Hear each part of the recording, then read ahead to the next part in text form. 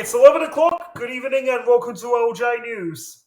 Sophisticated organised crime networks are overpowering authorities as government insanity on drug policy fails to tackle the popular demand underpinning the trade in illicit substances, a veteran investigator has warned.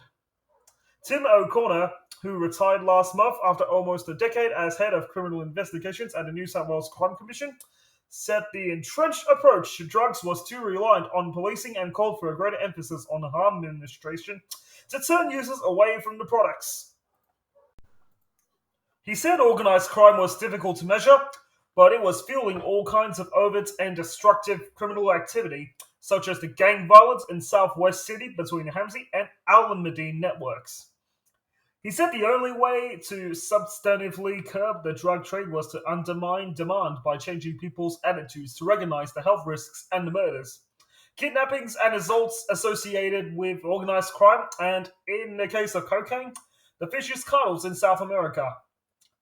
We need a generational change. We have to start off with young children today who are going to be the drug buyers in the future and give them proper education as to why drugs are bad, Mr. O'Connor said. A lot of people who actually indulge in drug activity are not criminals. There is massive recreational use of cocaine and ecstasy and things like that for people that would otherwise not get a parking ticket. He said discriminalization of use and possession, along with a major campaign to take away the appeal of drugs, could help address the popularity of both recreational substances and highly addictive and destructive substances such as methamphetamine, known as ice in its crystal form.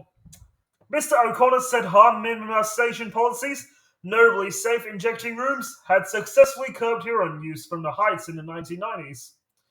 We have to consider the same policies to reduce the harm associated with ice, he said.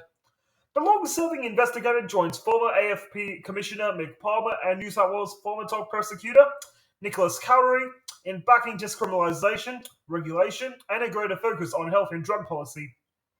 Outgoing New South Wales Police Commissioner Mick Fuller has backed expansion of a police diversion scheme involving fines and mandatory execution and health programs for drug users, but has pushed back against discriminalisation because of concerns about legitimising drugs. Senior police officers wary of discriminalisation have told the Herald that drug impairment in users is a disaster, carrying real risks in the form of driving accidents and violence. They don't believe there would be a noticeable effect on serious crime if drug use was discriminalised and argue current law enforcement efforts are successful in keeping trafficking and consumption from spiraling completely out of control.